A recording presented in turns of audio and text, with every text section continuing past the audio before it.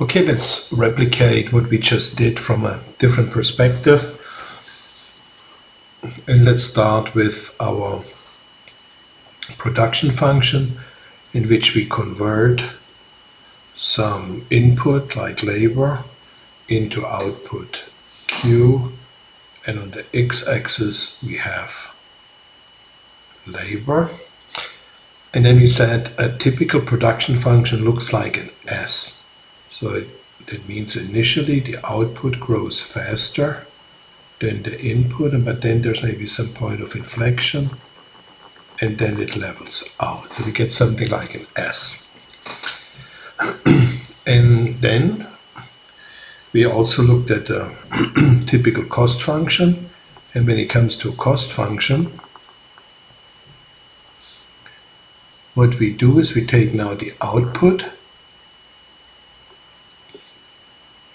and put that on the x-axis, and we convert it into total cost. And when it comes to total cost, there's a fixed cost share which is independent of output. And on top of the fixed cost is the total variable cost, which initially increases at the decreasing rate, but then there's some kind of a point of inflection, and then it increases. Looks like an inverse S. So now in the previous video I used an example of baking a cake in the kitchen, and we have, let's say, workers L, and let's say I have 0, 1, 2, 3, 4, 5, 6, 7, and now we produce output. So let's say our output Q, let's say the pizza or the cake that we bake. Okay, if I have no worker in my kitchen, 0 output. But let's say if I'm alone there, maybe I can produce 1. But if somebody helps me, maybe we can produce 3, let's say in an hour or a day. And if we are 3, maybe we can produce 6. And if we are 4, maybe we can produce 10. And when we are 5, maybe things become a little bit too crowded in our kitchen, and the output now slows down. So maybe we have now only 13. And the 6th person helping, it's still great to have that 6th person, but the total output increases only to 15. And if a 7th person joins us, the output maybe goes up to only 16. So now if you take a look at the marginal product of labor, or the marginal labor product, MLP, so then, of course, no one in the kitchen, no marginal product. And so now the first worker increases output from 0 to 1, so the marginal labor product is 1. The second increases it from 1 to 3, that's 2. The third increases it from 3 to 6, that's 3.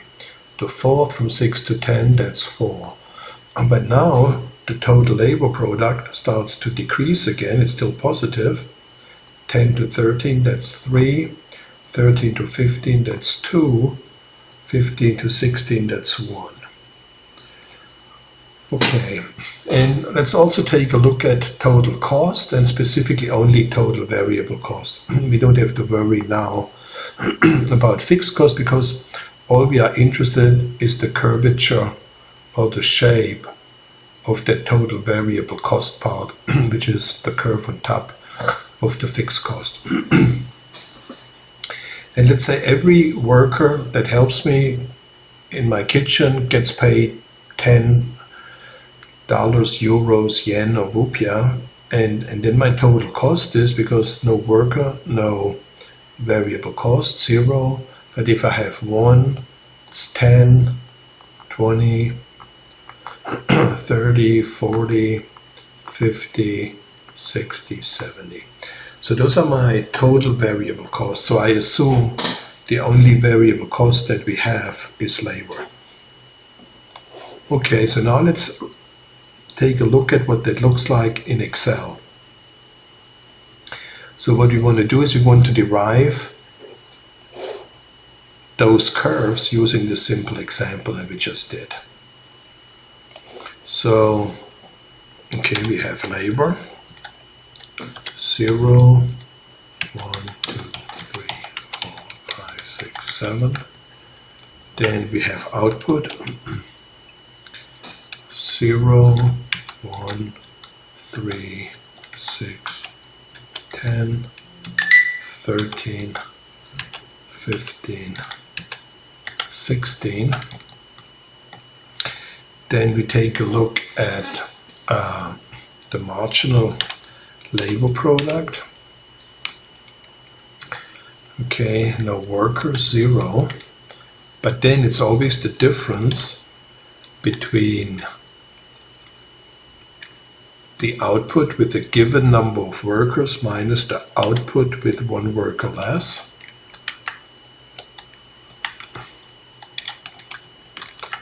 Okay, so that's the marginal labor product. And then we have total variable cost. 0, 10, 20, 30, 40, 50, 60, 70.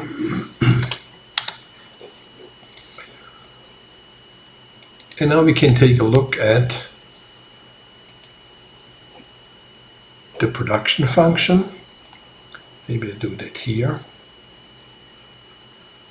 Okay, so now if we take a look at the relationship between labor input and output, what does the graph look like?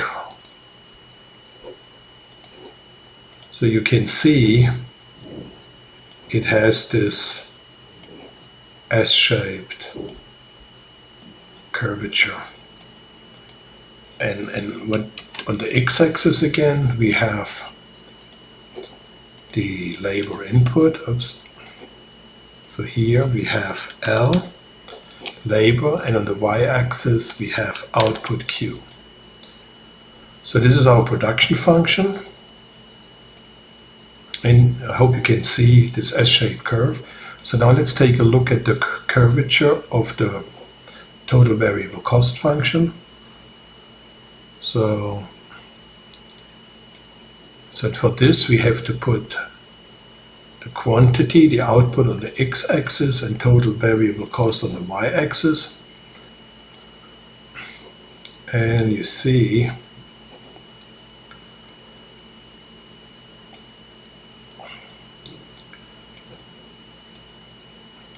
oops, that's a little bit too long. And you can see that it's shaped differently, and again here on the x-axis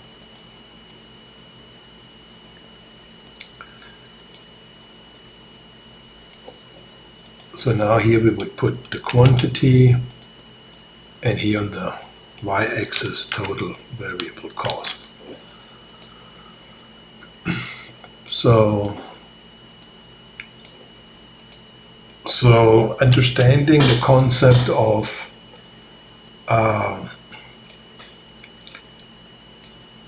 specialization gains and increasing marginal products and decreasing marginal products, that is important to understand the curvature of the production function. So because the workers are initially ever more and more productive marginally or incrementally, output grows faster than labor input, but then eventually the marginal product of labor decreases because we exhaust our specialization gains, and then the output grows at a lower rate than the labor input, and the total cost or the total variable cost, they only increase at a decreasing rate because the workers that we pay, they all get the same, but initially they are more and more productive. Every worker adds more and more to output. So therefore total variable cost increase only at a decreasing rate.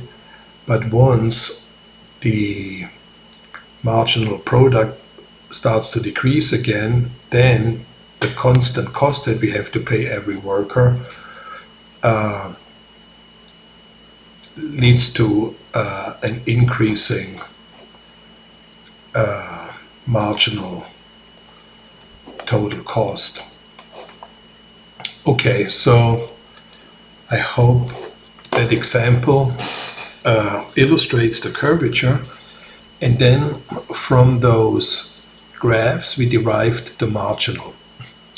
So from the production function we derived the marginal product and the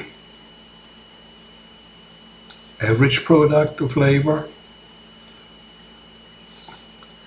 So let's start with the marginal product. Let's make that in red. Well, the marginal product asks how much does output increase when you increase input by a little bit. And that is technically the slope at every point. And you see this slope is becoming steeper and steeper and steeper. And maybe there's an inflection point, and then it becomes again less and less and less and less. So maybe here we have the maximum of the marginal product of labor. So it looks something like this.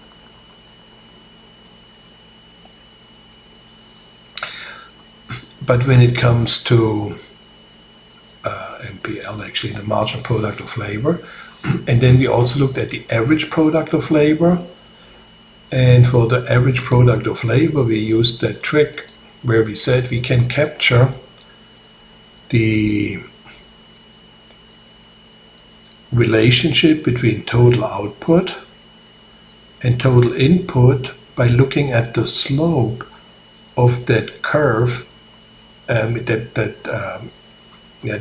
straight line when it comes from the origin, and we see so that slope that you see unfolding here, that slope captures Q, the total output, over total input at every point. So that slope, the magnitude of that slope, corresponds to the average product of labor. And you see initially that slope becomes steeper and steeper and steeper.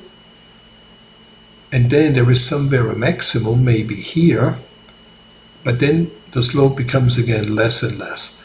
So the average product of labor is also inversely U-shaped, but it has a maximum maybe here where we see a point of tangency.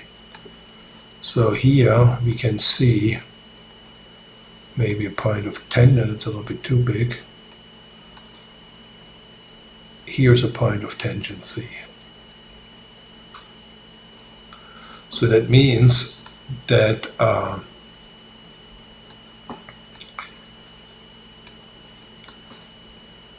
the maximum of the average product of labor is here to the right of the maximum of the marginal product of labor. So the average product of labor, blue, must look something like this, which has at this point a maximum, then it goes down.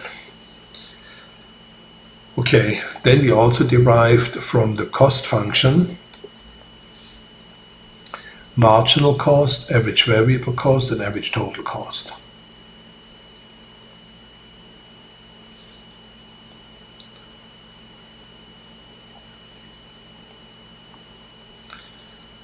So let's start again with the marginal cost. Let's make that red.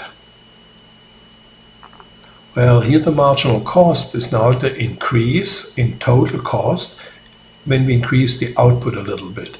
And you see initially it's very high, but then it becomes flatter and flatter and flatter, and maybe there's a minimum or a point of inflection, and then it becomes again steeper and steeper. So maybe here, so now the marginal cost function is U-shaped, has a minimum here maybe, and then it goes up.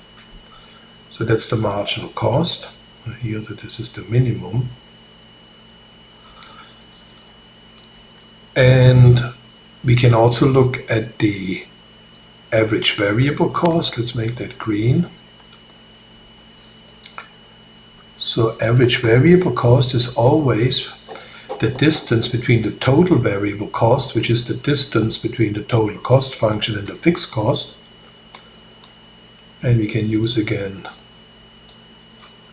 this approach with looking at the slope by moving along. So initially the slope is very steep, becomes less and less and less, and maybe here's a minimum, and then it becomes again steeper and steeper. So let's just take a look at the minimum.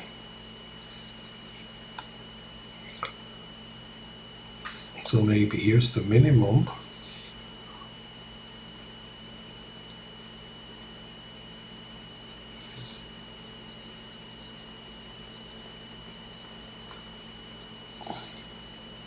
So as we have seen, the average variable cost is also U-shaped, but then it has a minimum here. So it may look something like this, average variable cost. Now let's do the same thing for the total cost. The idea is the same, but now we do everything from the origin. Because now if we touch any line of the total cost function, it has both the fixed cost and the total variable cost section. And you see, okay, initially the slope is really steep, becomes flatter and flatter and flatter. But now maybe we have a new point of tangency, maybe here. So the minimum of average total cost is to the right of the minimum of average variable cost. It's maybe here.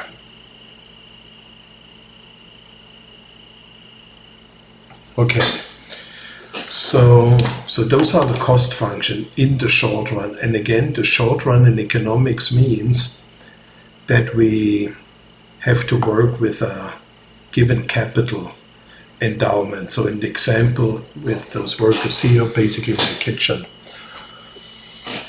Okay, so now there are a couple of things that we can prove. The first thing that we can prove is that the maximum of the average product of labor needs to be equal to the marginal product of labor.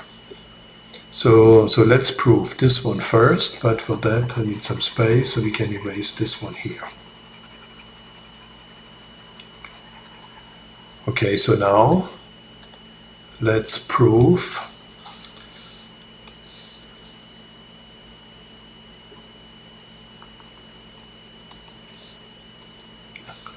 that the marginal product, that the average product of labor max is equal to the marginal cost. And let's first write what the average product of labor is. So APL is equal to Q, which is a function of L, divided by L. And this can also be written as Q as a function of L times L raised to the negative 1. Why do I write it like this? Because there is a formula that we need. Because Q is a function of L and L is a function of L, so we need something, a derivative rule, which is known as the product rule. And the product rule goes like this: U times V prime equals U prime V plus V prime U. So we can think of the first term here as a U and the second term as a V. There's also a quotient rule, but that's more complicated. I never can remember that one, but I can remember this one. So now what we need to do is we need to find the maximum. The maximum is where the slope is 0. And of course there is also a second order derivative, but we skipped that, which has to say that the second derivative of APL has to be negative for a maximum. But again, let's just focus on the first order condition. Okay, so now we have to take the derivative and set it equal to 0. So the change in the average product of labor with respect to L. So now let's focus on this one. This is dQ with respect to dL times V, which is 1 over L, or L, instead of writing L to the -1, I just write 1 over L. So now comes the second part. Okay, plus, but then the minus goes in front, so it becomes a minus 1 times L raised to the -1 minus -1, or minus 1, so that becomes 1 over L squared times Q. And that needs to be equal to 0. Well, so now I do a little trick. This L squared is L times L. So instead of writing L times L, I put the second L here. Okay. So now I can already see that this term here is the marginal product of labor, and this term here, I got the L, is the average product of labor. And here there's a 1 minus 1 over L, and here's a 1 over L. I can factor that out and divide both sides by 1 over L and get rid of it. So I can, if I divide both sides by 1 over L, then it cancels out here, it cancels out here, so it becomes like this. Well, and if I just want to, because that is equal to 0, I can put the APL to the other side, and then I get this.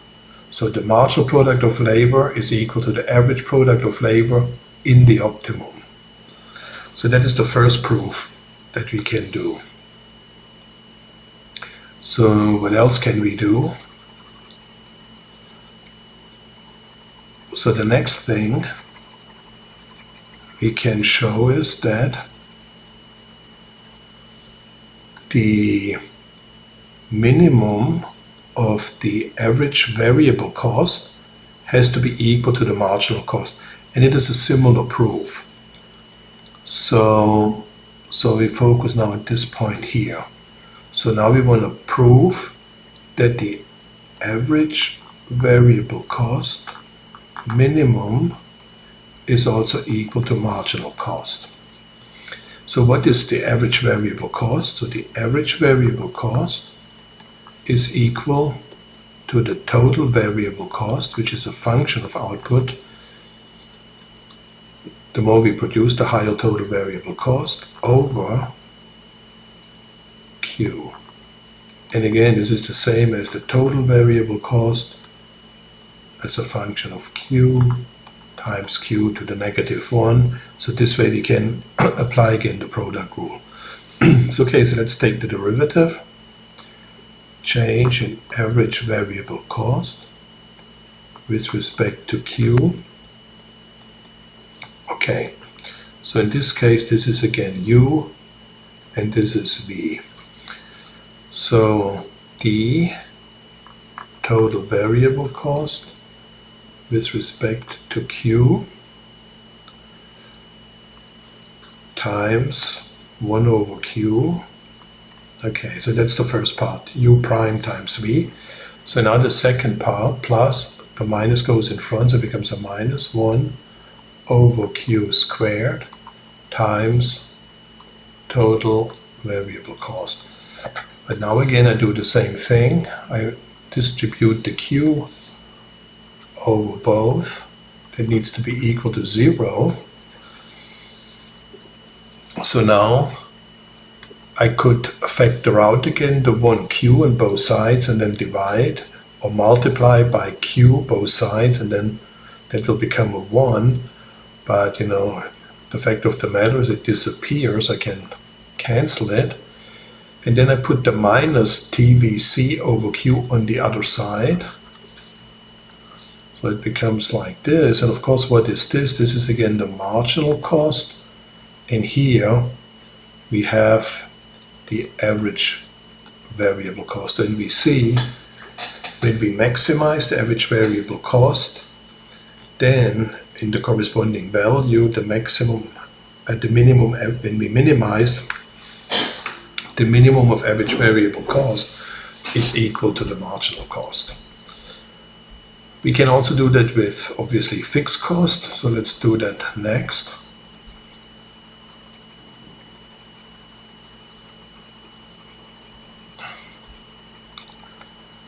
Okay, so now we look at average total cost min. Okay, average total cost min has to be equal to marginal cost. So what is average total cost min? So average total cost is equal to total variable cost plus, and total variable cost is a function, of course, of Q, plus fixed cost, which is not a function of Q, divided by Q. But I do that now like this. Then it becomes easier. Or that can also be written as total variable cost as a function of Q times Q to the -1 plus fixed cost times Q to the -1. Okay, so here we need the product rule, but not here. So let's take the derivative and see what we get. So it's a change in average total cost with respect to Q. Okay, so that is the same as what we did before. This is the change in total variable cost with respect to dQ times 1 over Q. Okay, so now the Q minus 1 over Q squared times total variable cost. But now I distribute again the Q over the second term. Okay, and now we still need this one. So this becomes simply plus, minus, because minus goes in front, minus fixed cost, it's like a constant, over Q squared. Okay, so that needs to be equal to 0. Okay, so now what can we do here?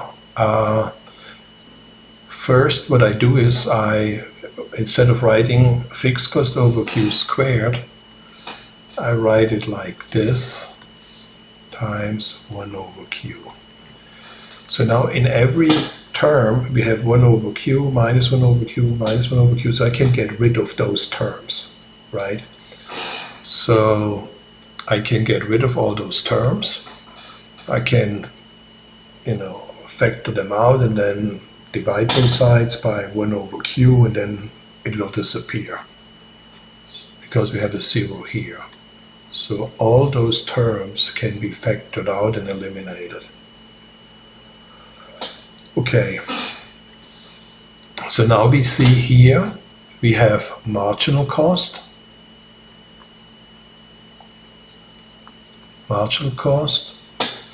and here we have average variable cost, and here we have now average fixed cost.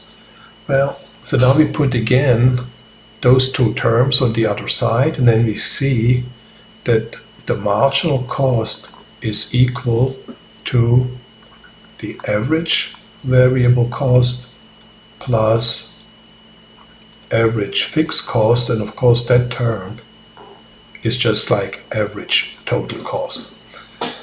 Okay, so that proves that when we minimize for the average total cost, that minimum value has to be equal to the marginal cost. Okay, so what else can we prove? A couple of other things.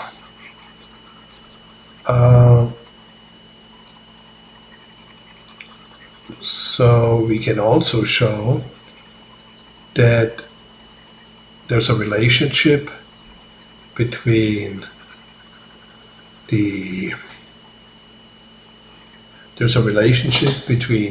average cost, average variable cost, and the average labor product. So, or the average product of labor. So proof, specifically we can show proof whenever the average product of labor is max, then the average variable cost is min.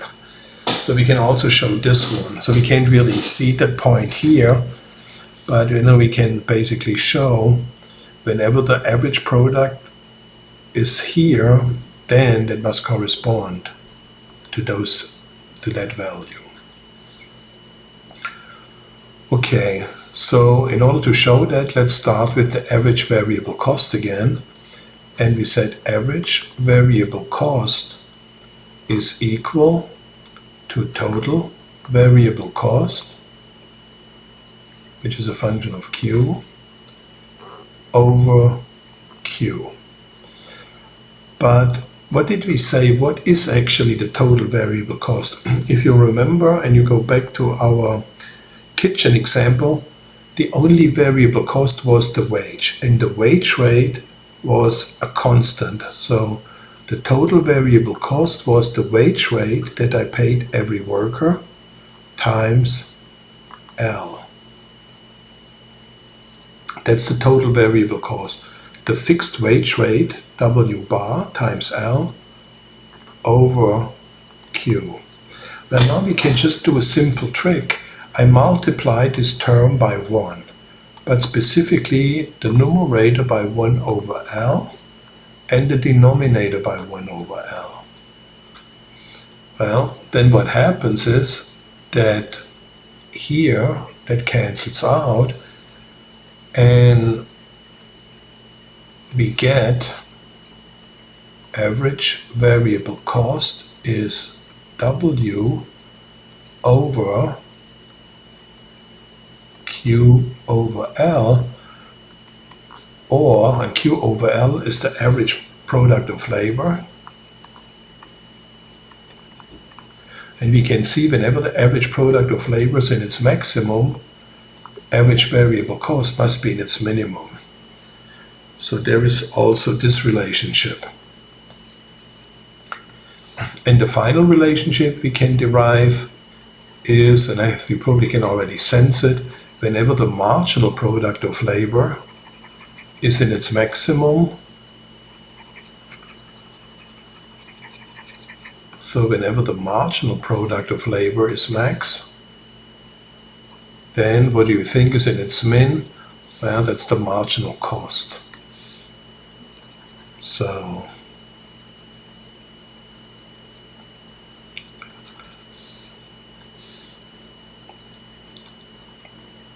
okay, so let's see, what is again the marginal cost? The only relevant part for the marginal cost is, of course, what is a function of Q. So we can write marginal cost is equal to the change in total variable cost, which is a function of Q, with respect to dQ. And now we can say again, well, that's the same, because the total variable cost is the change in the wage rate times L, because all our variable cost is labor